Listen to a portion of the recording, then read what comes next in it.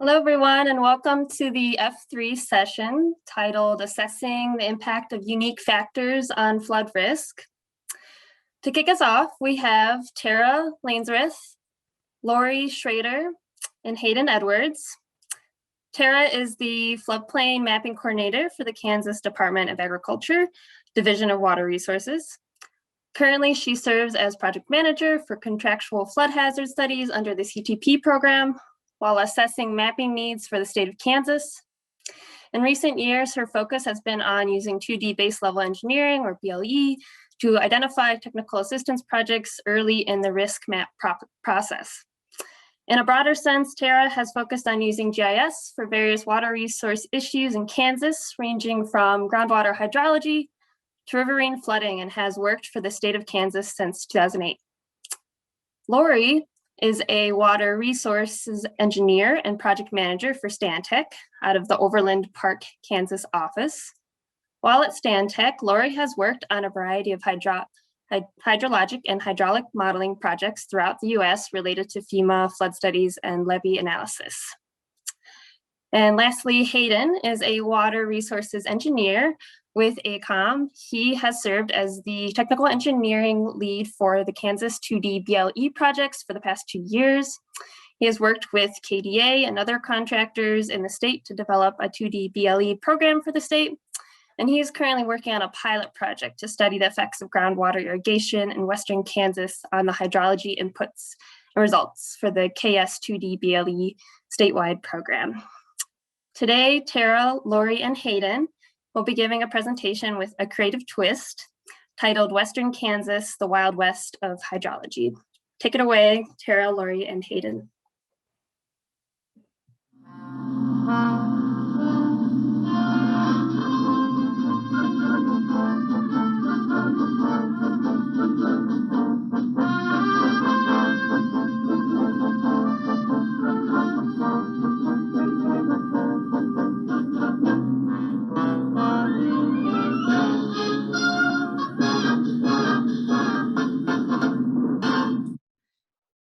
Hello, everyone, and welcome to our presentation on Western Kansas hydrology. My name is Tara Lanzrath, and I'm the Floodplain Mapping Coordinator for the state of Kansas, and today I'll also be known as the Sheriff. With me today, I have Lori and Hayden, who are two of my contractors, who I have hired as deputies to help us solve a problem that we encountered when we were doing our 2D base level engineering for the state of Kansas. So as you can see on the map here, we do have a lot of unmapped stream miles in Kansas, just over 27,000 stream miles in 42 counties. What we've done to try to bring floodplain mapping to the areas out west is initiated a nearly statewide base level engineering initiative that covers nearly 70,000 miles in the state of Kansas. The one thing that we encountered as we moved out into Western Kansas is that the hydrology out there is a lot different. And so we needed to come up with some different methodologies to use there. So we hope you'll enjoy our presentation today as we talk through the methods that we've used in Western Kansas. This image here just shows you how we have worked on base level engineering across the state and how we've initiated different studies. So we use base level engineering as our first stage in the risk map process. And you can see how we've begun updating areas here in the eastern portions of the state and how now we're going to be moving out in Western Kansas and bringing that data to those areas that were previously unmapped. One thing that we're doing with our initiative is also initiating real-time technical assistance projects that we want to do early in the risk map process. This is so there's the potential to get on the ground mitigation actions. In the case of Western Kansas, we were looking to fund hydrology studies to know how to proceed with the methodologies to bring to the base level engineering initiative. So we're going to start today by talking about Dodge City, which you can see here. And then we're also going to talk about the initiative that we had in the northwestern part of the state near Atwood, Kansas. One of the main issues that we see in Western Kansas and why it's so different is because of decreasing stream flow trends. So you can see here with these gray arrows, that there are significant decreases in the stream flows in that part of the state. This is largely due to the numerous areas of irrigated cropland and the groundwater irrigation and the pumping that occurs from the High Plains aquifer. You can also see that the precipitation line here is the 25-inch mean contour. And so everything to the east of here gets more precipitation than that, and to the west has less than 25 inches per year. So I mentioned that our first study is going to be in Dodge City. So there in the bottom right corner is an image from the Arkansas River in Dodge City, where they had been excavating the channel to try to meet levee certification standards and criteria based on a hydrology study that was performed back in 2009 that we received comment from that is outdated and required updating. So we've had Lori investigate this issue, and she's going to talk us through next on the Dodge City study. So I will turn it over to her. Hey y'all, this study is getting some years on it, and water has been as scarce as hen's teeth. Can y'all use some common sense and take another look? So as Tara mentioned, the first case study focuses on Dodge City, and it really focused on gauge data. So how do we take into account these decreasing trends that we see in Western Kansas, while also paying attention to the historical peaks that are available at these gauges? Dodge City, Kansas is the focus of our case study. It's along the Arkansas River, and there is a USGS gauge along this river with 60 years of stream flow data. It's affected by regulation and diversion. So there's the John Martin Reservoir that's built upstream, as well as Tara was mentioning that irrigation in this part of the state is also affecting stream flow. And as you can see in the gauge data, there are significant trends of decreasing stream flow in current years. So we wanted to be able to use this gauge data, make sure that these decreasing trends were being taken into account, while also not ignoring any of the historical peaks that the stream flow data had recorded. So the first thing we looked into was just a traditional gauge analysis, which is similar to the effective study and that 2009 study that Tara had mentioned. So we looked into both 17B and 17C gauge analyses. The problem is that because of the low flows and zero flows that sometimes were experienced at this gauge, they were being removed as outliers. So it was really skewing the results towards those historical peaks. Because of that, we couldn't just use, the traditional straightforward gauge analysis. The second thing we looked into was the current USGS regression document for the state of Kansas. They also took note of these decreasing trends and kind of determined that 1978 was the year where those trends started, and used that to kind of do a post and pre-analysis. So we followed the methodology outlined in that document for gauge locations, which looked at gauge analysis for only the record from 1978 and on. So it wouldn't include those historical peaks that we had seen in the past. And then it used a gauge weighting technique with the regression estimate to then get an overall peak discharge, which only took into account contributing drainage area. So if we look at the results for those for Dodge City, for the 17C analysis post 1978, it only used 29 years of the total gauge data, and 13 of those years were flagged as low outliers. Because it's not taken into the historical peaks, you can see that 17C 1% discharge is fairly low at 8,900 CFS. Weighting that with the regression estimate, which only took into account contributing drainage area, that peak ended up being about 32,000. So you can see that there's a large discrepancy between those two estimates. One other thing to note is that the regression equation is developed with drainage areas between 1 and 3,500 square miles, and the contributing drainage area for Dodge City is well over that, so it adds some additional uncertainty to that estimate. By weighting those two, our ultimate discharge that we get for the site is 21,000 CFS. Because we wanted to make sure that both the historical peaks and those low flows were being accounted for, we then looked into what we are calling the mixed distribution analysis. So looking at the data, we kind of decided that a single continuous distribution really wasn't going to capture both those low flows and historical peaks. So we looked into a different distribution for the low frequency flows and a different distribution for the high frequency flows. Because this gauge is also affected by regulation with that with that reservoir upstream, by catering your distribution to the data itself, any effects from that regulation would also be captured. So this is just kind of a step-through process of what our mixed distribution analysis considered. So first, we wanted to identify the low outliers at the gauge itself. Based on the 17C analyses, there were 13 low outliers that were being flagged, with a critical value being 109 CFS. Then we needed to evaluate a probability density function and a cumulative distribution function and determine the appropriate distribution for those extreme events, because we were interested in that 1% annual chance. We did look at multiple distributions and found that the LP3 was the best fit for those extreme events at Dodge City. And finally, we needed to develop that mixed distribution curve. It would account for those low outliers while also giving weight to the historical data as well.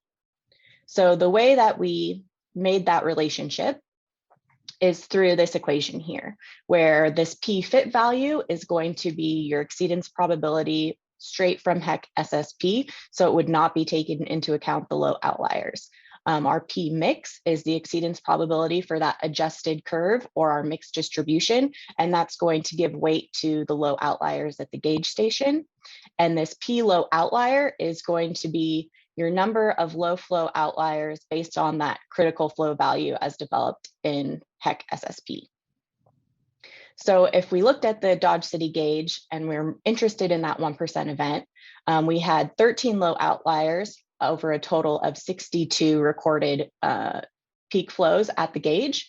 And you can see this curve here. The red is going to be your 17C analysis that ignores your low outliers. And your green is going to be your mixed distribution adjusted curve.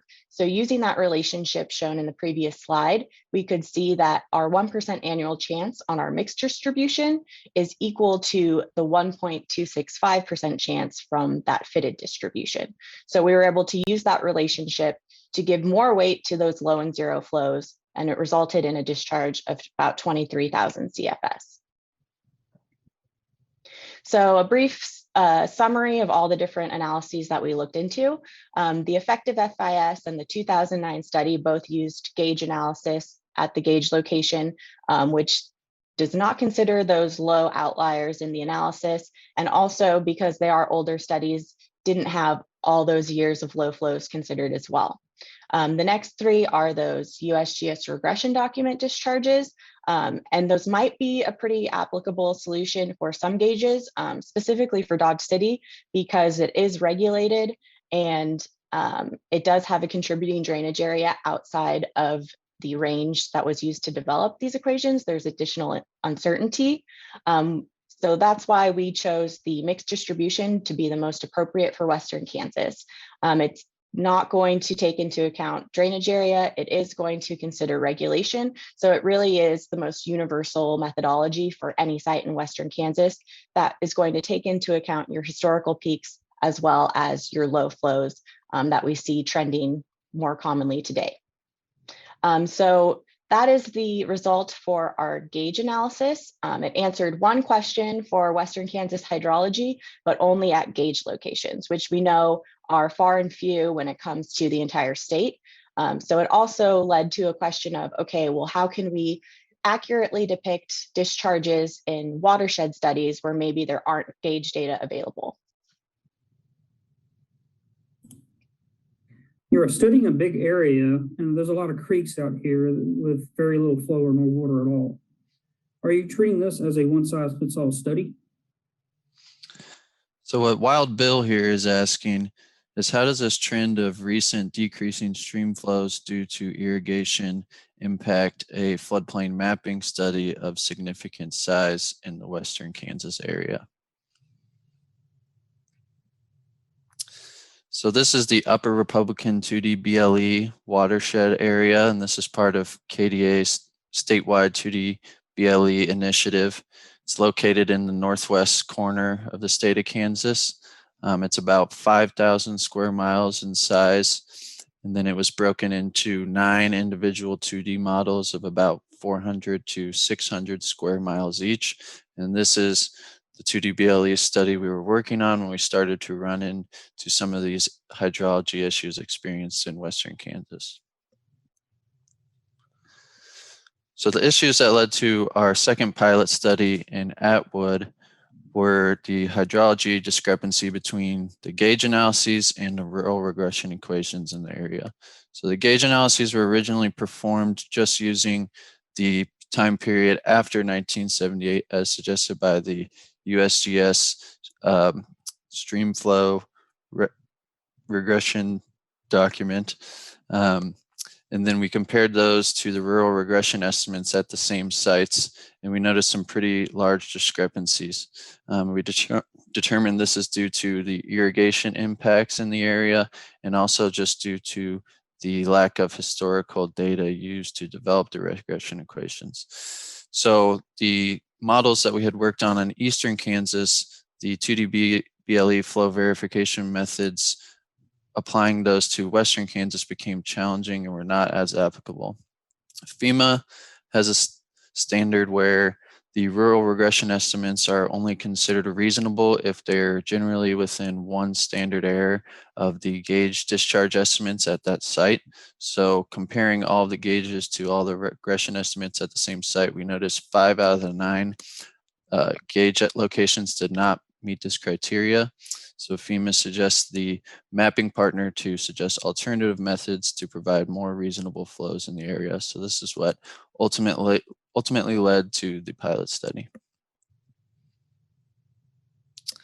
So the goal with the 2D BLE flow verification in any area is to make sure that we're verifying the modeled flows in both the large and small drainage area flooding sources within the same 2D BLE model.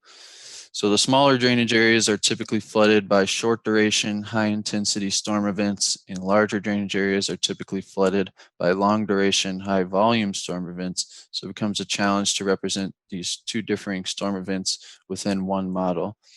And then in western Kansas, we notice, especially recently, that flash flooding in smaller drainage areas has more potential to cause damage to structures rather than the large flooding sources which have experienced decreasing trends in stream flow over recent years. So the question is, how do we accurately model the risk due to flash flooding?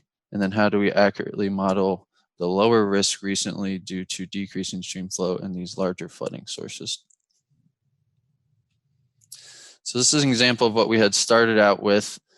So our goal in the bottom table was to match our modeled flows at the gauging sites to within 1 standard error of our post-1978 gauge analysis. So you can see our model flow did meet this criteria of about 4,000 CFS compared to about 3,400 from the gauge analysis. But in the graph, we can see we included checks in the upstream portions of the area and smaller drainage areas. And we can see the modeled flows represented by the red triangles are significantly underestimating the flood risk when compared to the regression estimates. On the other end of the spectrum, if we're just to focus the model verification on the smaller drainage areas under 10 square miles, just to represent that flash flooding risk, and we try to compare those to the regression estimates, we can see as the drainage area, the drainage area of the flooding source gets larger, the flows quickly start to severely overestimate the flows. So you can see on the bottom table, the modeled flow at the gauge site went all the way up to 30,000 CFS compared to 3,400. So this is where the problem was arising of how do we meet the gauge estimate comparison, and then how do we also ensure that the intermediate upstream flows are still representing accurate risk. So these are some of the insights that we gained from this pilot study, where we studied different flow verification methods and provided that feedback to KDA and other partners in the community to come up with more reasonable flood discharges. So based on the study in Dodge City and consensus among the KDA and mapping partners, we had determined that mixed distribution gauge analysis was the best way to study the discharge frequency estimates in Western Kansas. So we went back through and reanalyzed all of the gauges using this methodology, and the new estimates show that an increase in flow at most of these locations once we include the period of record before 1978. Some increase more than others due to the amount of record there is before 1978. So this brought in about 7 out of the 9 gauge sites more in accordance with the Region 1 or Region 2 regression estimates. So this essentially solves the problem that we were having for 7 out of the 9 areas. So we can apply some of those standard 2D BLE methods that we had been using, but it still left out 2 of these areas where the gauge estimates are still significantly lower than the regression estimates. So that led us to have to find additional adjustments that we can make to help accurately model the flood risk. So one of the biggest helps in these areas where we're still experiencing issues is creating smaller 2D BLE models. And you're able to just use the exact BLE geometry and the hydrology and hydraulic inputs and extract those and clip them down to a smaller model. And what this does is allows the hydrology to be more focused on a specific area rather than 500 square miles. It would be just about 70 square miles. And this gives you much greater control over the flow that is input on the larger flooding sources from the flow hydrographs. And it also gives you much more control over the excess precipitation input without having to compromise the downstream results. So you can increase the excess precipitation for the flash flooding risk while also managing the peak flows in the larger flooding sources. This is the example of the Atwood localized hydraulic model that we created. It's about 66 square miles, and we had inflows represented by the green triangles on 3 of the larger flooding sources in the area, and then also had an excess precipitation input to apply to the 66 square mile area. So this smaller model, what it allows you to do is to manage the peak inflow timing of the excess precipitation and also the inflows from the flow hydrographs on the larger flooding sources. So if all of the peak inflows were to have coincident peaks, that would be represented by the blue hydrograph, which ends up putting the gauge location, the discharge above 8,000 CFS. But with the smaller hydraulic model, we can control the timing of these inflows. So if we stagger the timing between the excess precipitation and the different inflows on the larger flooding sources, we're able to keep the peak discharge to about 5,000 CFS. So this is the ending results of the Atwood study. So on the bottom table, we can see that the modeled flow is very close to our mixed distribution gauge analysis estimate. And then also in the table, we can see that all of the checkpoints that we had included for the smaller drainage areas are still within the 1 standard error of the regression estimates. So it ends up giving us the accurate flood risk in the smaller tributaries due to flash flooding, while also managing the lower flow experienced in the larger flooding sources due to the decreasing trends in stream flow. So these are some of the assumptions or insights that we had gained from this pilot study. One was that the gauge analyses should serve as your highest priority when you're verifying the flows in a hydraulic model, just because that's the most accurate information we have for a local area, and that we should also include the peak flow record prior to 1978. So this Using the mixed distribution gauge analysis, we can accurately represent the probabilities of both pre and post irrigation affected time periods. And then we had determined that certain basins in Western Kansas are affected by irrigation more than others. And then from the original picture that Tara had showed, you can see that some of the irrigation is heavily concentrated in certain areas. So some areas in Western Kansas may not experience some of these issues as much as others, and that the regression estimates are considered reasonable if they're in one standard error of the gauge analysis. So that can determine which set of regression estimates you should use when verifying the flows in the model. So this is the final recommended procedure. It's a procedure that should be applied on the full 2D BLE watershed scale in Western Kansas. So we think the best thing to do is to start with using that mixed distribution gauge analysis and perform the analysis for all of the gauges in an area, and then compare those to the regression estimates.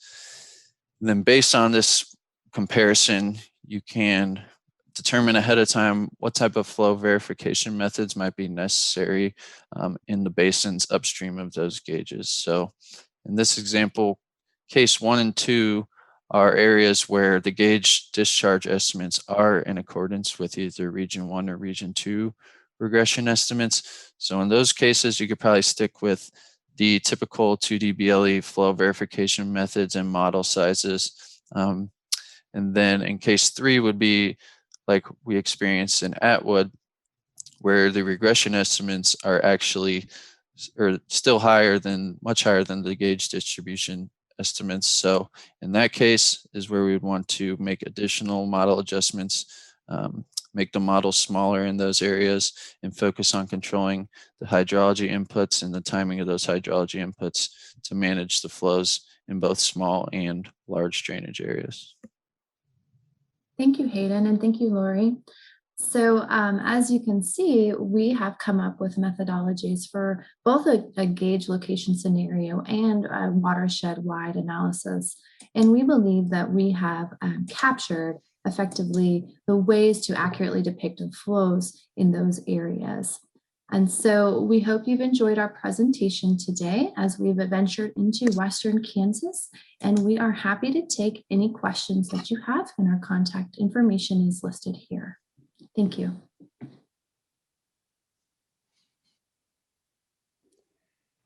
Thank you, Tara, excuse me, Lori and Hayden for that wonderful and fun presentation. I loved the Western theme and think you guys did a great job.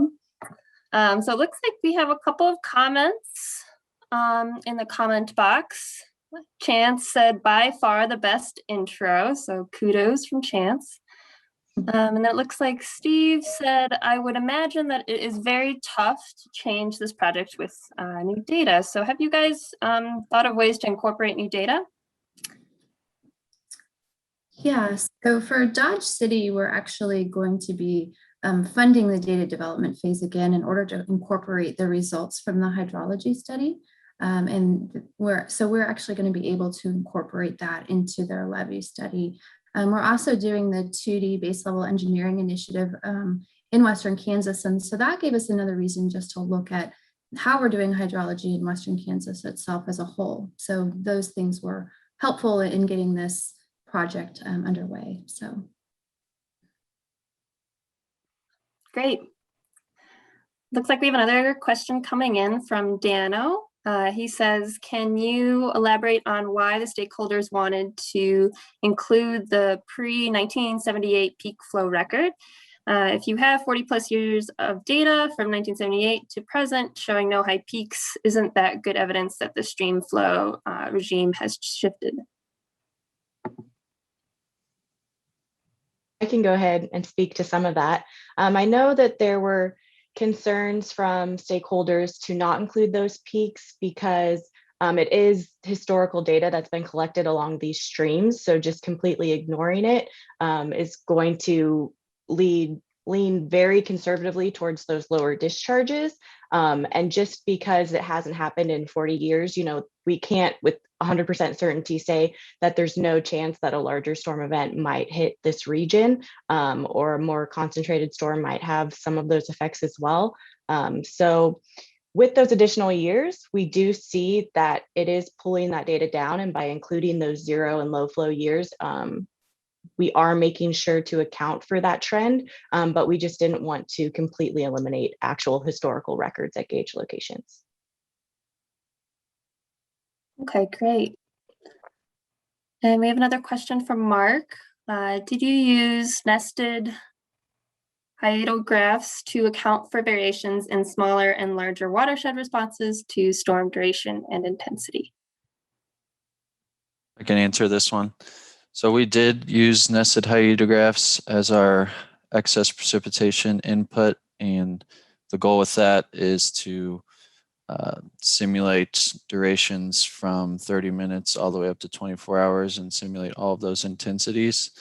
And that's what we had been doing across the state in eastern Kansas and other areas.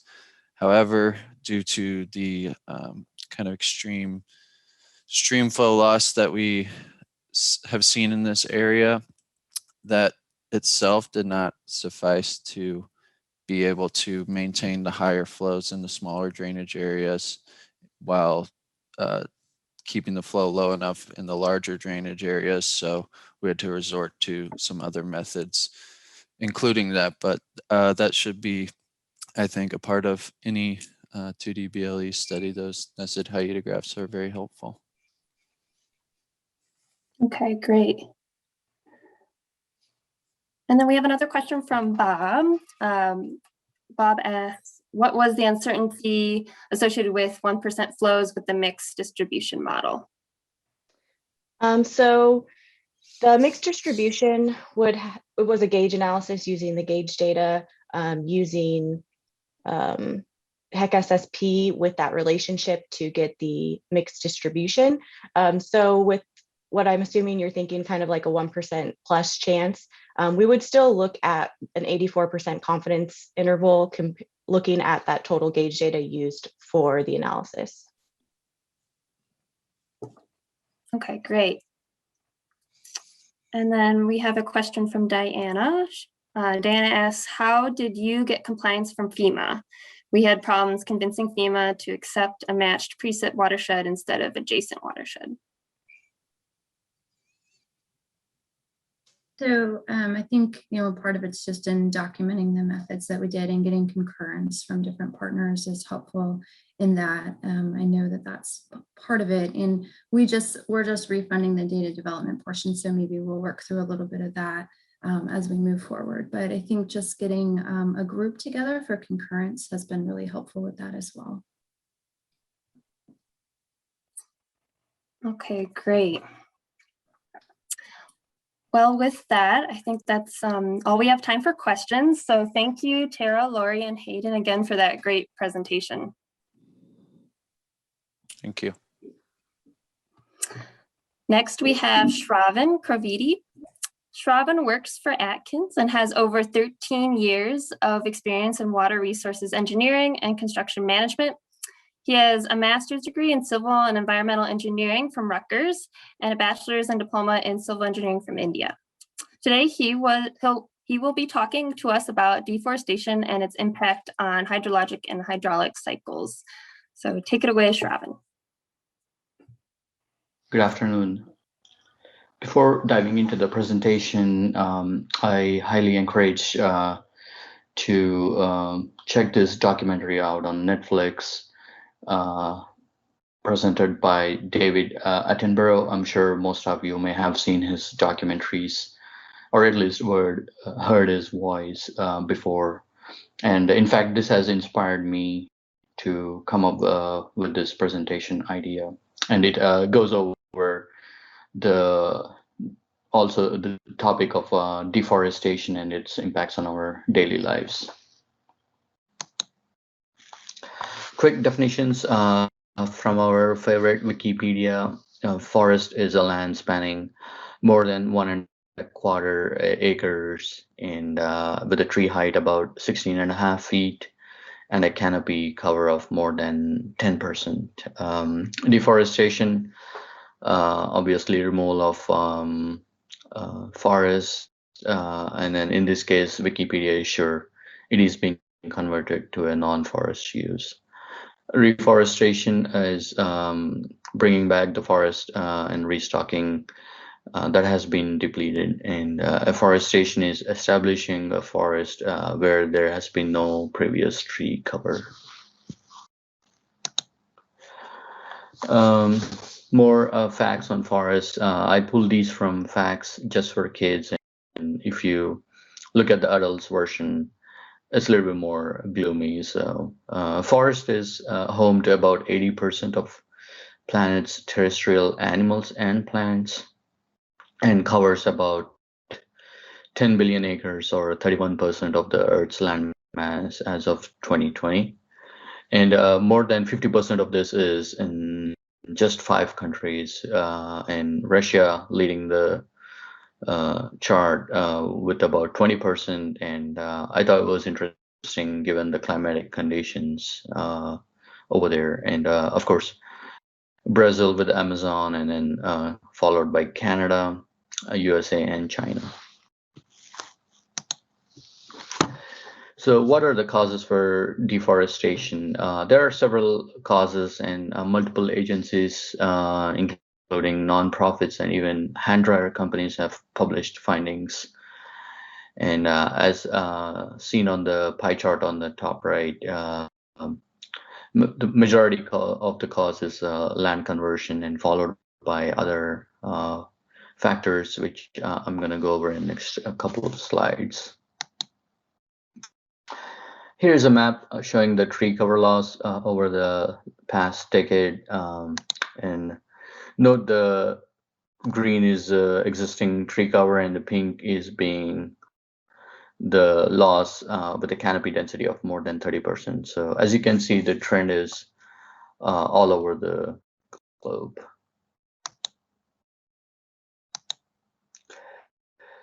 So the single biggest direct cause, according to the NASA Earth Observatory, is a conversion to cropland and pasture.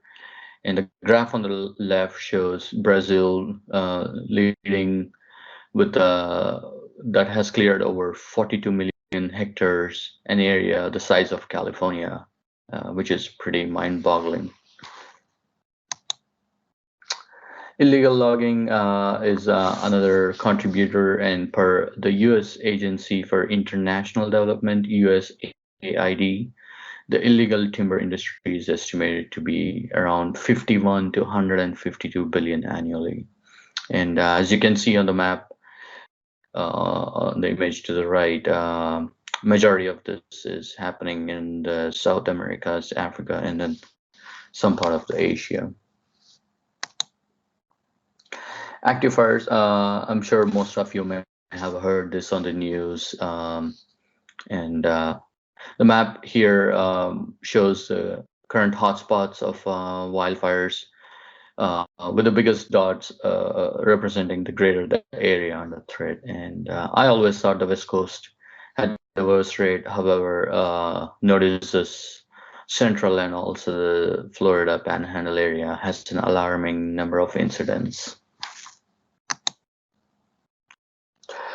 So not to lose hope, with all this deforestation happening, there are some solutions that are currently underway or changes that can still be implemented, which I'm gonna go over in the next couple of slides.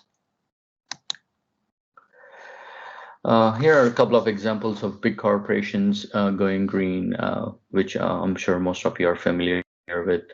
You know, the Googles and the Apples. And there are also other innovative solutions like the vertical farming that is gaining popularity and can help address the conversion issue and restore the forest. And of course, the drone technology, they also have a role to play in the reforestation. Medium solutions cities and communities are also planning and being proactive and reserving or preserving the tree cover areas, as seen on the image on the right, like preserving the existing tree cover and also reserving an area for in this case, small trees, which is in the middle of the picture. And then USDA also providing grant programs for urban forestry programs. And then the image at top left, first I thought there were some dry twigs sticking out of storm drain, but turns out there are some small trees which are actually thriving, and I've just checked it out today. So small solutions. It can be as simple as planting a tree or donating to a non-profit, like the one tree planted for as low as $1, or just following the Plant with Purpose on Instagram, and they will plant a tree for every new follower, which is pretty cool. And the image on the middle is actually a tree that I've planted, and which is actually thriving very well, and I'm happy about it. And as you can see, my neighbor also planted a tree right behind. And in fact, I've added 3 more trees, and my neighbors also added more trees to their yards, which is pretty encouraging. So technically speaking, there are not just direct impacts of deforestation on climatic conditions and the imbalances on the greenhouse gases. There are other indirect impacts, including the economic losses, as highlighted in the illegal logging slide, and also the increased flood risk. So I put my engineer's hat and wanted to see the link between the forest and the H&H and the increased flood risks. So as depicted on the picture on the right, a forest has many functions and has a role to play in the H&H cycle, including absorbing the rainfall, to slowing down the runoff, and reducing the flooding, and more importantly, maintaining the watershed stability and improving its resiliency. So for my case study, I picked Loudoun County in Virginia, which is where I currently reside at. And it is less than an hour drive from the national capital, and happens to be one of the richest counties in US. And as seen from the graph on the right, it has experienced tremendous population growth in the past couple decades. And of course, this brings demand for major zoning and land use change.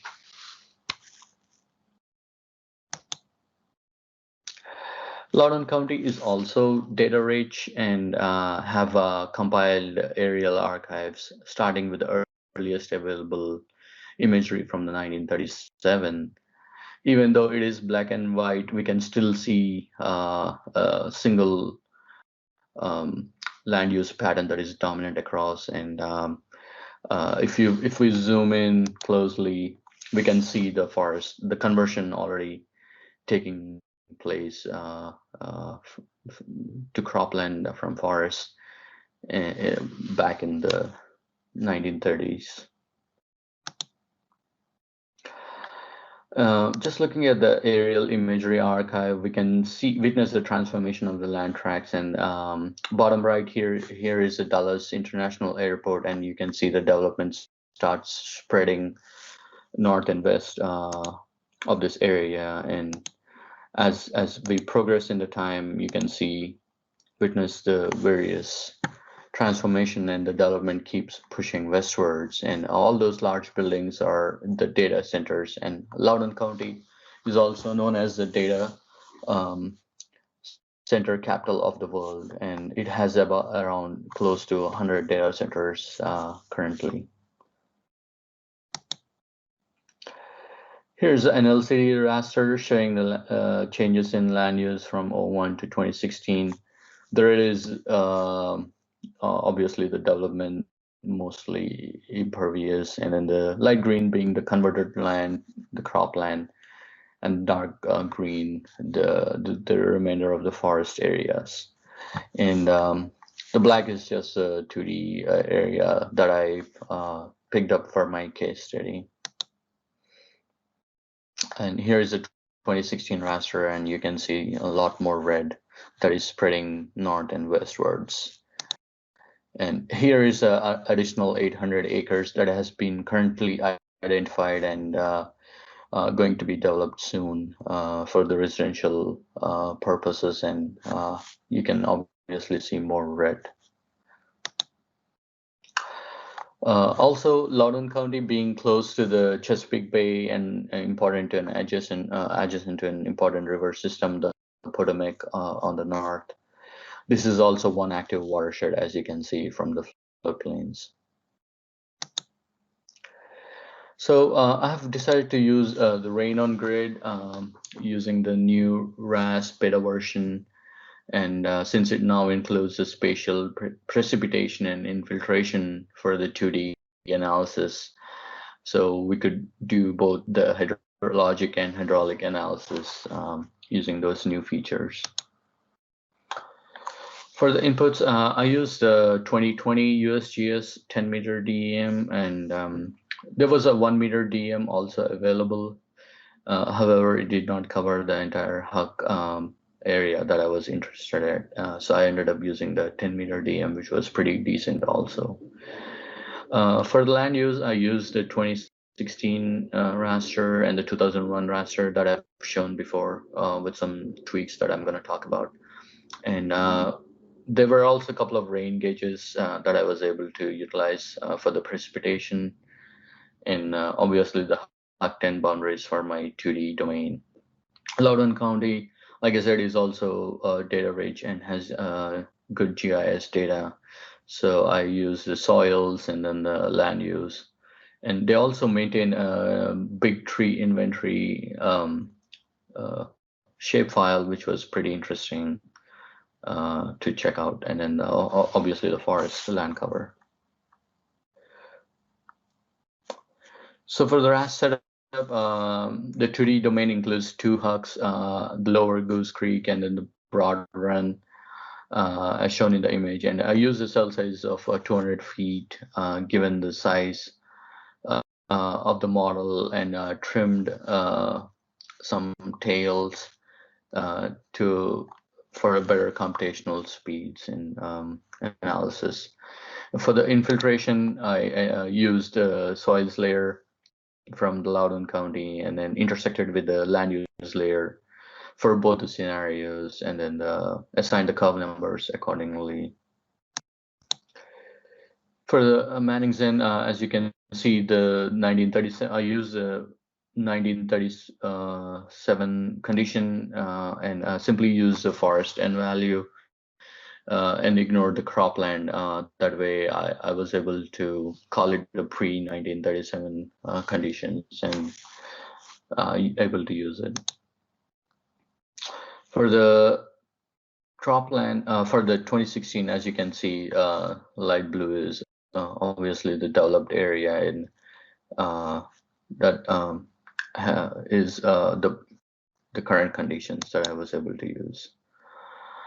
And after crunching these, you know, the floodplains, you may not be able to see the differences between the pre-1937 and the 2016 conditions in the floodplain view, as it's not major differences. However, you know, these graphs can show the differences, and as expected, the pre-developed conditions with the forest cover intact shows lower flows and water surface elevations when compared to the current developed conditions.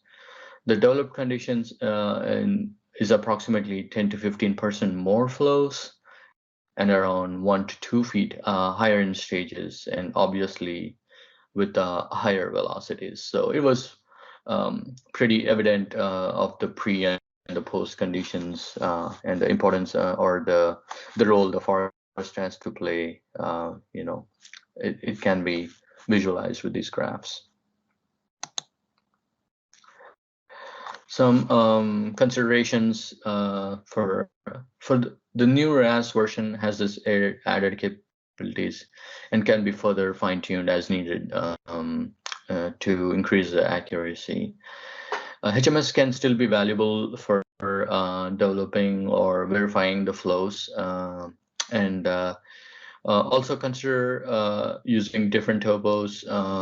And in this case, I was not able to pull the old topo, so that's something can be help to improve the accuracy. And then, of course, paying attention to the abstraction and infiltration variables, and which change with the soil type and land use.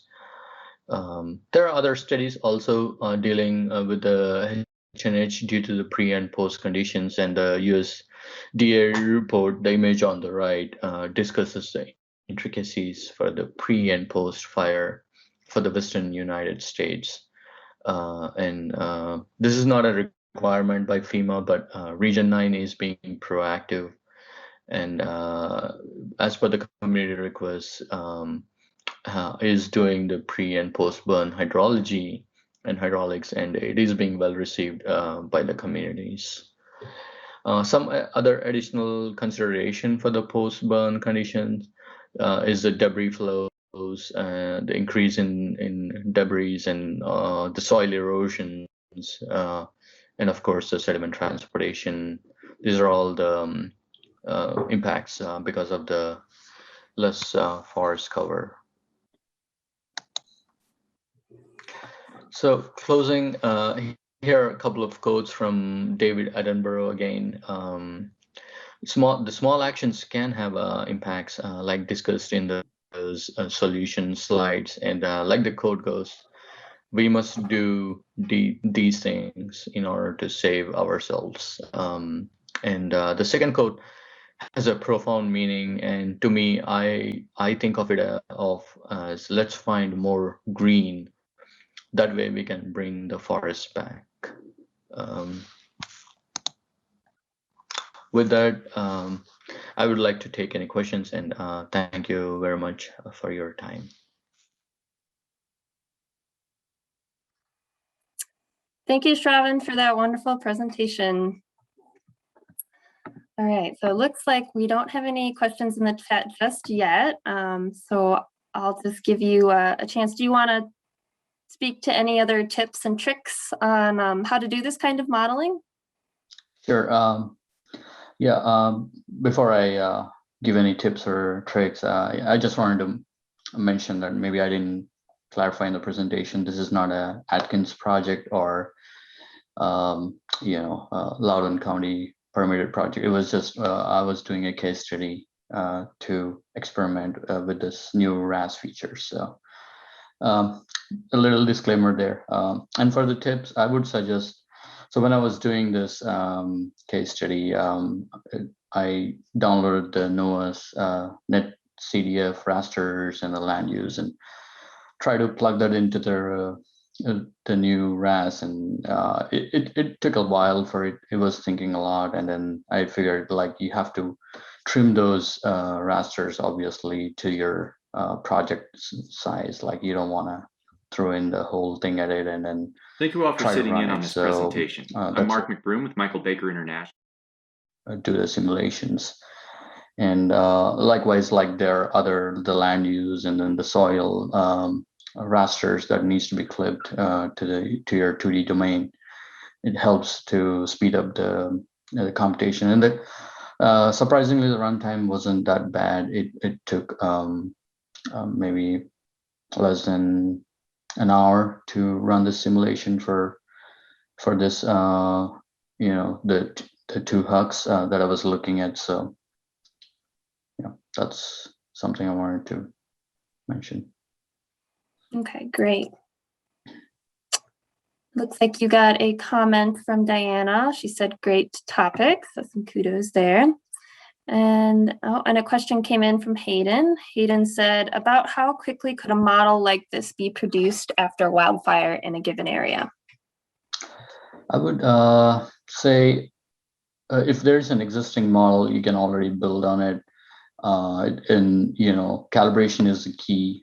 You want to make sure the volume or the flows are making sense, like and then having that existing conditions steady, or like the effective pre-burn conditions handy would also help to figure out the differences. So it's not complicated to set up a model, but the actual work goes in calibrating and then identifying important features that are critical. So. Okay, great. And then Debbie asked, can you point me to information on the excess runoff and sediment during construction immediately after deforestation? I'm not sure I understand that question, but so if we are trying to figure out the excess runoff, like pre and post conditions, that's the infiltration part. Like you have to vary your curve numbers and then the abstraction values accordingly. So that's where the key is, to do the pre and post conditions, and that's how you figure out your the differences in the hydrology. I hope that answers that question. Sorry. Okay, great. And then Steve said, very nice presentation. Thank you. Thanks. All right, that looks like all the comments and questions we have. So thank you, Sravan, again for that presentation. Thank you. All right, let's move on to the next presenter. Last but not least, we have Mark McBroom. Mark is a water resources technical manager at Michael Baker. He has spent 15 years studying river breakup processes across Alaska and providing unique solutions to complex problems for state, local, and private clients. Thanks to Michael Baker's strong national water practice, Mark has also been involved in projects across the Western states, assessing flood risk using 1D and 2D hydraulic modeling, predicting scour and erosion risk in supportive infrastructure design, and building in-house tools for efficient and complex analysis of hydrologic and hydraulic processes. He will be giving a presentation today titled Ice Jam Flood Risk Assessment, Methods and Lessons Learned. Take it away, Mark. Thank you all for sitting in on this presentation. I'm Mark McBroom with Michael Baker International, and I've been performing ice jam monitoring and analysis in one form or other for the last 15 years. Today I'll be discussing ice jam flood risk assessment, why we do it, the methods used, and a few lessons I've learned along the way. This is too large a topic for me to present on in 25 minutes, so I will be referencing a lot of resources for you to look at on your own time. I'll also be moving pretty quick, so focus up. In the last few decades, and certainly in recent years, there has been an apparent uptick in the number and scale of ice-affected flood events across the nation. Not just in those states prone to ice jamming, like Alaska and Montana, but other states where we seem to be seeing a shift in the seasonality and magnitude of these events. Ice jams and other ice accumulations cause an estimated $120 million in average annual damages across the United States. Though we may be experiencing a change in the temporal and spatial distribution and frequency of ice-affected flooding, ice jams and their socioeconomic impacts are not new. They have been documented as far back as the record can show. The Corps of Engineers Cold Regions Research and Engineering Laboratory, what we typically refer to as CREL, manages a national ice jam database. As of October 2020, the database held a recorded 23,086 historical ice jams on 2,813 rivers in 43 states of the continental United States and Alaska. Even states as far south as New Mexico, Tennessee, and Alabama have had reported ice jams. This is not surprising given that regions above a latitude of 35 degrees north experience at least 1 month when temperatures drop below freezing. Rivers above this latitude form ice and are prone to ice runs and ice jams. Furthermore, the red line on the graphic approximates the southernmost border of the area where the coldest month averages between 0 and 32 degrees Fahrenheit, with potential ice cover of navigable waterways persisting for 100 to 180 days. Ice-affected river hydraulics occur across a significant portion of our nation, and in some locations, these influences dominate the historical peak annual stage record. One important aspect of the historical CREL database is that it is largely dependent on the USGS gauge record, limiting the scope, magnitude, and spatial impacts of the reported jams.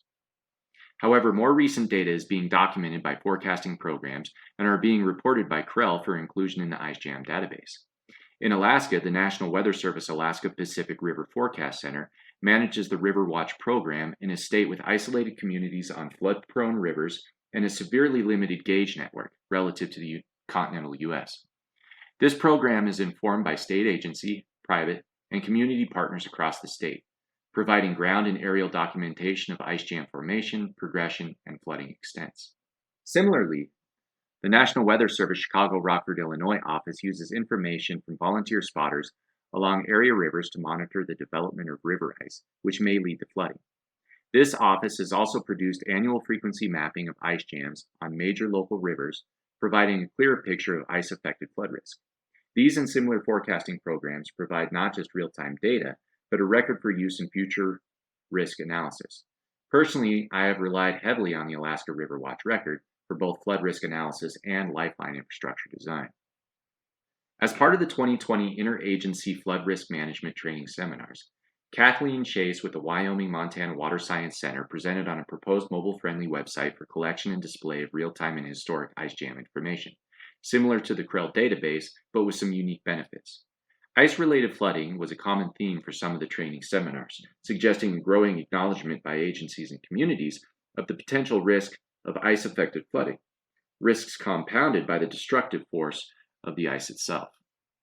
Most simply, ice jams are categorized as breakup ice jams and freeze-up ice jams. Breakup ice jams typically occur in the spring. During the first decade of the 21st century, river ice researchers at CREL reported more frequent midwinter breakup jams occurring in places that used to stay frozen until spring.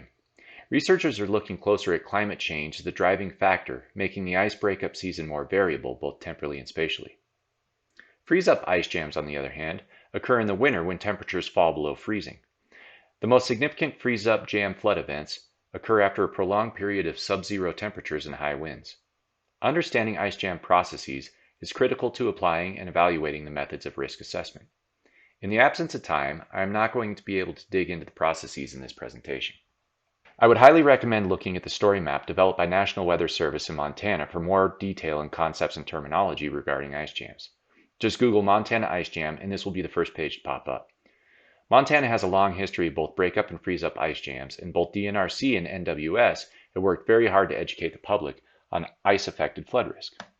For a more technical and in-depth look at ice jam processes, I would recommend you look at agency publications such as CREL Reports 9911 and 97.1, as well as academic and industry journals. I would also encourage you to look at work conducted outside the U.S. Canada continues to advance the field of understanding and modeling ice jam processes. Anything authored by Dr. Spiros Belthaus is a must-read. Ice jam processes are highly complex, with little empirical data to support the theory and parameters used to describe them. If nothing else, remember this: ice jams are non-parametric. While ice-affected peak water levels generally increase with discharge, the data exhibits large scatter, as shown by the 17-year historical record plotted in the graphic. Natural variability in ice jam location and extent is the main cause of the plotted scatter.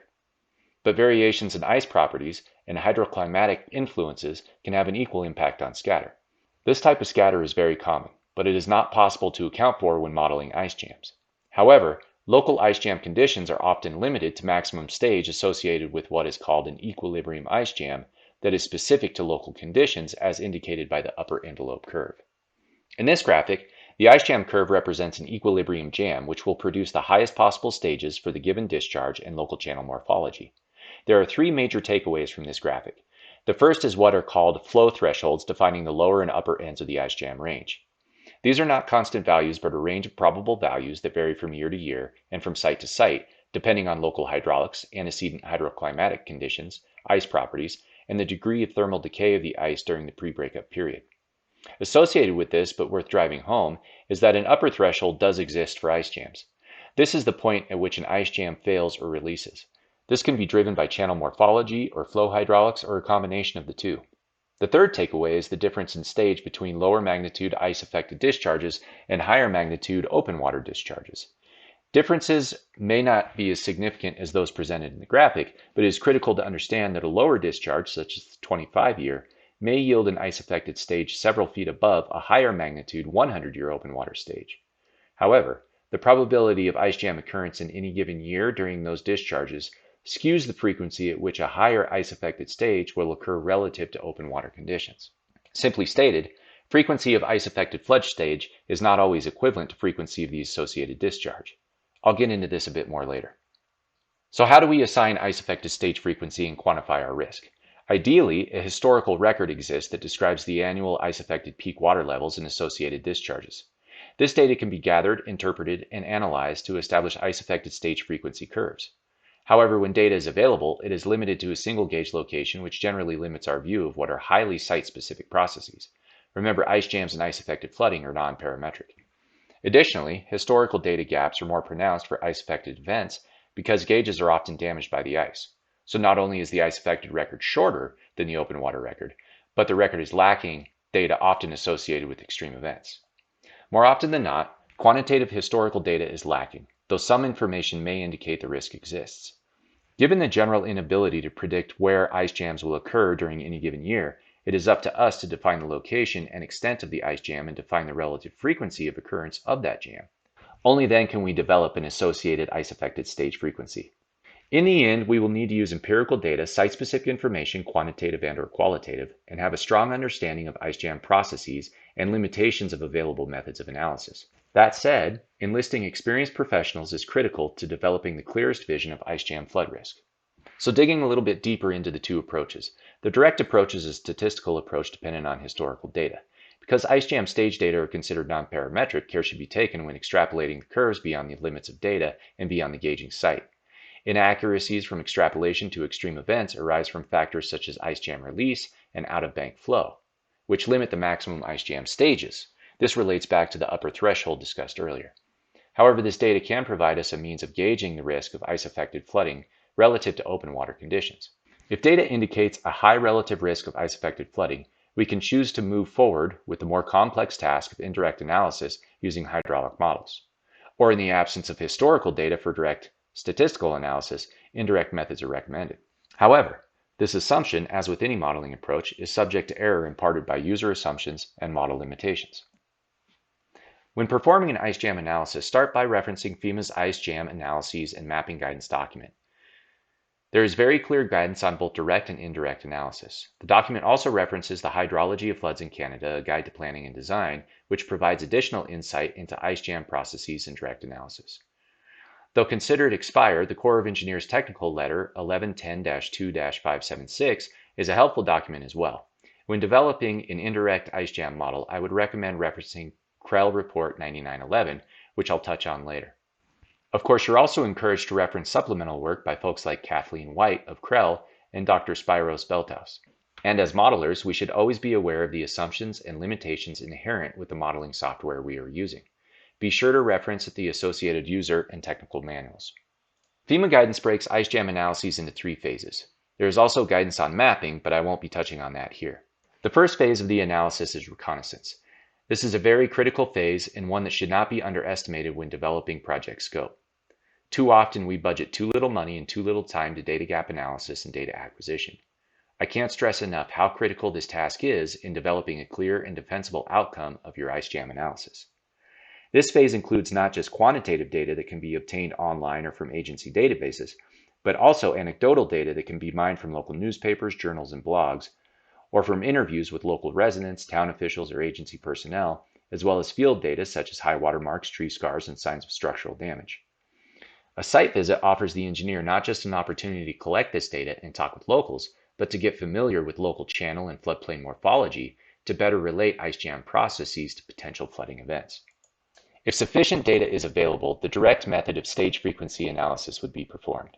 FEMA guidance suggests that available data would have at least a 25-year period of record with 3 or more significant flood events, a significant flood event being one that has overbank flooding, and minimal hydraulic change since those events occurred.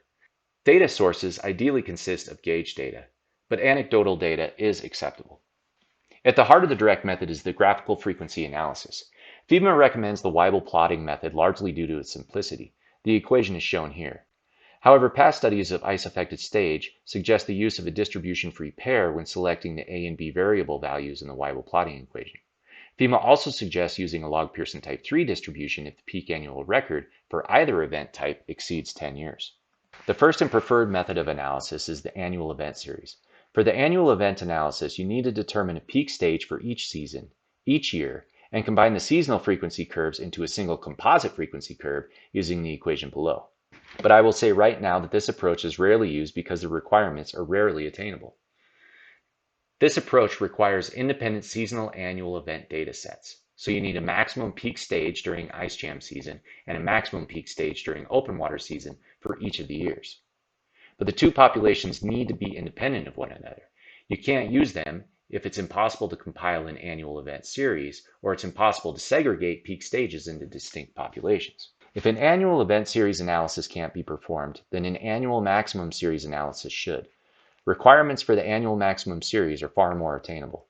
First, you classify the annual peak stage in each year of record as resulting from either ice jam or a free flow open water event.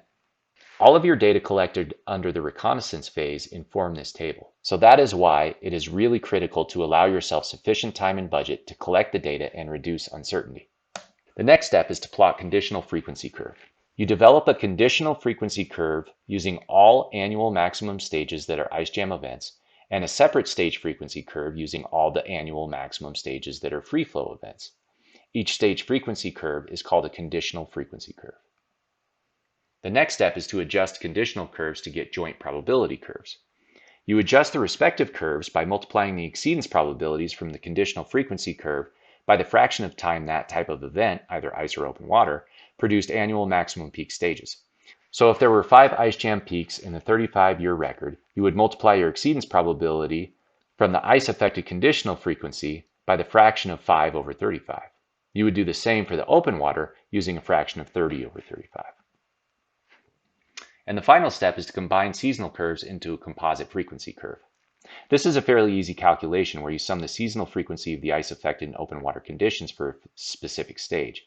This is what I have done here using the joint probability data presented on the previous slide.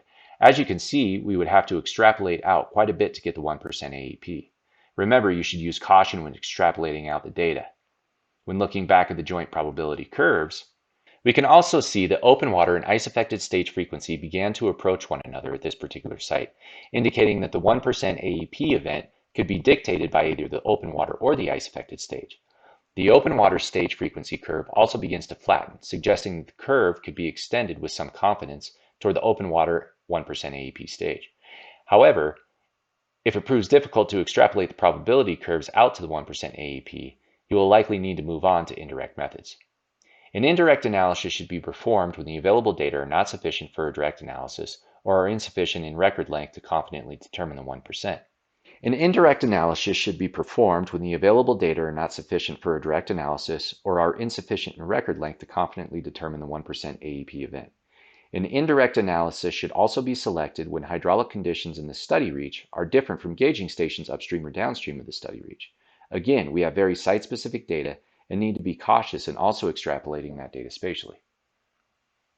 Looking at joint probability curves alone can give you some confidence in identifying which condition, ice or open water, would drive the 1% AEP stage.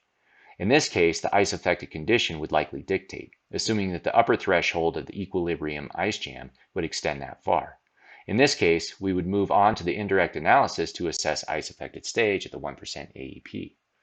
Whereas in this particular case, we have relatively high confidence that the 1% AEP stage would be controlled by open water conditions and probably wouldn't consider ice jams moving forward in our study. So moving on to the indirect approach. FEMA's primary assumption for this approach is that ice jam stage frequency is a function of ice jam season discharge frequency. If peak annual discharges are typically the result of fall rain events, you wouldn't want to use a flood frequency analysis based on these values for your ice jam model. Rather, you would perform a flood frequency analysis using the ice jam season discharges and model those. When it comes to modeling ice jams, there are a number of options available. With respect to 1D hydraulics, there is a long list of models, but HECRAS sits at the top. Mostly because of how commonly used it is, but also because it is quite easy to model ice jams in, and it is accepted by FEMA. There are a few 2D hydraulic models out there that model ice jam processes, but I have no practical experience with them, so I cannot speak to them with any level of authority here. The last option is a 1D, 2D coupled hydraulic model available in HECRAS. gaining the benefits of both 1D ice jam functionality and 2D modeling. But there are limitations that I will touch on later. Ice jam modeling is limited to the 1D model domain in RAS. It really couldn't be easier to model ice jams in RAS, which is both good and bad. It certainly makes the process of data entry and adjustment easy when setting up and calibrating the model. However, I believe it can misrepresent the challenges of building an accurate model. Once in the geometry editor, you can opt to select the Edit Ice Cover Data under the Tables tab. This allows you to work with values at all cross-sections within a reach, as shown to the right. Personally, I prefer to work in this window. Alternatively, you can add or edit values when working in the cross-section editor window by selecting Add Ice Cover under the Options tab to access the Ice Cover Editor window, shown on the left. Selection of reasonably representative values for the ice cover variable is critical here. Don't always adopt values if you have reason to use another. Selection of reasonably representative values for the ice cover variable is critical here. Don't always adopt default values if you have reason to use another. These variables include ice thickness in both the channel and the left and right overbanks, ice roughness, again in the channel, left and right overbanks, ice-specific gravity, the option of selecting either an ice cover or an ice jam. If you select ice jam, you're allowing RAS to determine the thickness of the ice jam based on flow hydraulics and ice properties. Internal friction angle, porosity, stress factor, maximum velocity, ice cohesion, which actually is fixed. We have no option of changing that, and I'll touch on that. Fixed or RAS selected roughness. So as an ice jam is formed, the roughness actually changes. And so you can either fix this value or have RAS calculate the new roughness based on the ice jam thickness. When selecting these values, choose wisely and calibrate. If you're modeling ice jams, you need to have Krell Report 9911 on your desk or computer. It does an exceptional job of walking you through each of the variables and discussing how they relate to ice jam processes. A particular help is Table 6, which provides a range of recommended values for different ice and jam types. Given the number of input variables, the uncertainty of input values, and the annual variability of hydroclimatic controls on those parameters, calibration becomes a multivariate analysis.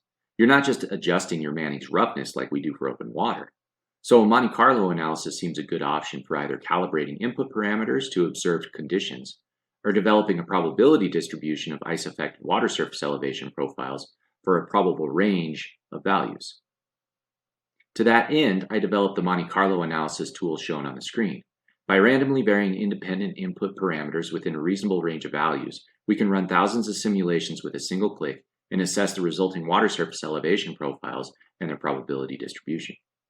The example profiles shown are for a recent bridge design in Alaska, but the approach is just as applicable to evaluating flood risk as it is for infrastructure design. Once we have completed our hydraulic modeling, we can use the results along with a modified annual event series to come up with a combined probability curve. First, we developed stage frequency curves for the ice jam and open water conditions from the modeling results.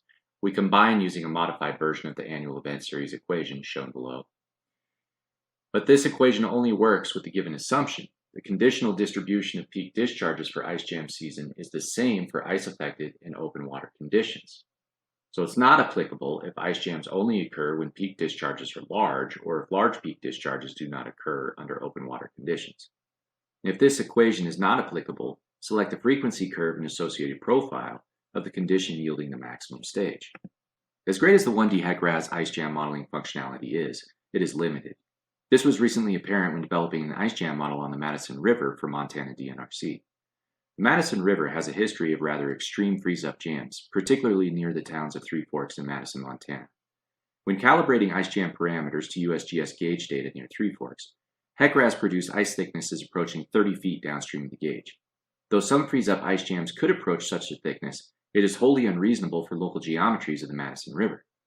In this case, ice-affected surcharges developed from joint probability curves were applied to open water profiles of equivalent annual exceedance probabilities to come up with an ice-affected stage frequency curve. Now, we all know that 1D model applications are limited in their ability or stability to model complex distributary or split flow hydraulics, which is one of the great benefits of 2D surface water models. You can perform coupled 1D, 2D modeling in HEC-RAS utilizing the wide river ice jam modeling tools in 1D while benefiting from the 2D resolution to model overbank flow. However, ice jams commonly form on channel confluences and bifurcations, but ice jams cannot be modeled at associated 1D junctions. Additionally, the challenges of balancing SA2D area boundaries in a 1D, 2D model can be exacerbated by the numerical challenges of how ice jam hydraulics are modeled by RAS. Alternatively, 2D models exist that do have the ability to model ice cover hydraulics, as I listed earlier. I have limited working knowledge of these models, so I cannot speak to their efficacy or ease of use. To support infrastructure design and flood risk assessments within an Arctic deltaic system that has a complex network of distributary channels subject to annual ice jam flooding, I developed a 2D implicit approach to ice jam modeling in SRH2D. So it is possible to think outside of the box and develop something defensible for your needs. It is not likely that this analysis would be accepted by FEMA, but it could be used for private or community managers to assess risk beyond the FEMA umbrella. And I validated this method using RAS 1D. An example condition is plotted here showing 1D and 2D water surface elevation differentials. There is a long history of monitoring annual breakup in the delta, so there is a detailed record of ice-affected flood stage, ice jam location, extents, and annual occurrence. We have also noticed that coincident ice jams are common on distributary channels, resulting in the largest historical flood stages. Based on the record, we selected 11 ice jam scenarios, including 5 single jams and 6 coincident jams where we modeled a single jam on each of the primary and secondary distributary channels. When modeling was completed, we were able to identify which ice jams produced the greatest stage for a given discharge. We found that 9 of the 11 scenarios yielded maximum local water surface elevations throughout the delta. Assigning equal probability to each of the ice jam scenarios and selecting the maximum local water surface elevation, we were then able to map maximum ice-affected flooding across the delta for a range of discharges. Finally, we produced flood risk maps for varied conditions showing the extents and BFEs of open water and ice-affected floods. This approach became a paradigm shift in how we establish infrastructure design criteria and flood risk in the delta. Thank you again for attending this presentation. Hopefully it has sparked an interest in and respect for ice jam flood risk analysis. Thank you, Mark, for that wonderful and very interesting presentation. It looks like we have one question in the chat from DC. Are these models only on riverine systems or are they on inland lakes as well? For example, the Great Lakes. Yeah, so that's a good question. I'm not too sure what models DC's talking about, maybe the one-dimensional and two-dimensional models that I listed there, but I do know that there have been some ice studies evaluating ice transport across the Great Lakes, resulting in write-up along some of the banks and the destruction that's associated with those. Those models are usually like a discrete parcel algorithm that treats the ice as individual parcels that are largely wind-driven, and then the computations effectively use the physical processes of the kinetic energy behind that ice particle as it rides up. So it's kind of a different regime as we would expect from a riverine system, but there are models that are out there that do model the ice processes on the Great Lakes and other lakes, inland lakes. Okay, great. We have a question from Michael. Have you found it necessary to take ice-induced scour/geomorphic changes in the channel into account in stage analyses? Wow, that's a really good question. So I haven't really had to do that. Typically, that's a really good question. It's a challenging one to answer because as far as the stage analysis goes, you can certainly have those geomorphological changes. You could have a historical ice jam that ultimately causes avulsion and doubles your conveyance capacity and reduces your subsequent stage beyond that point in time. Scour, the same thing. However, we know that after scour events, we get infilling of that scour hole. So, and typically it's a highly localized change in bathymetry and doesn't have a significant impact overall on stage. But the geomorphological change is definitely unique. I've never had to take it into account, but it's definitely something that users or engineers that are doing this work should certainly keep their eyes open for. Yeah, thanks, Michael, for bringing that up. Great. Katie says, very informative, thanks. And Bob has a question. Is there a way to quantify the uncertainty associated with ice jam modeling? Yeah, that's a good one. The uncertainty is high. It's really high. Calibration is key to any of our hydraulic models, and I would say that it reigns supreme in ice jam modeling. Unfortunately, having enough data to really calibrate a good ice jam model, especially a long reach ice jam model, is like catching a unicorn. It's just the information's rarely out there. A lot of best engineering judgment is applied, and oftentimes you have to kind of treat it like a safety factor, absorb the uncertainty, acknowledge it, and integrate it into your ultimate recommendations, ultimate mapping. Okay, great. And I had a question. What are the risks associated with ice jams beyond the surface water elevations? Yeah, good question. So obviously, as floodplain managers or folks who are studying within the field of floodplain studies, we're looking at flood stage, inundation limits, properties that are going to get impacted. With risk map, we started looking a little bit more at these nets to better evaluate flood risk. With ice jams, we're not dealing with water. We're dealing with physical bodies that are floating through the floodplain as well. And these things can be several hundred pounds to a couple tons. They may only be moving a foot, 2 foot per second, but there's a lot of kinetic energy there, and it takes a lot to stop them. So the destructive power of the ice goes well above and beyond just the flood water. So what could have resulted in maybe some water damage to a structure could cause full-on structural damage. It could blow out culverts. It could seriously damage bridges. So there's a lot of destructive force associated with ice jams and ice jam releases beyond just the flooding that we all need to pay attention to. Yeah, definitely. Great. So Jeff had a question. They had a couple questions. If ice impacted areas are mapped, one, are they given a different firm/FEMA zone designation? And two, is it common that the frequent events, say 10%, can give higher WSELs than rare 0.2%? If so, how does that work with mapping? Yeah, really, really good question. Both questions.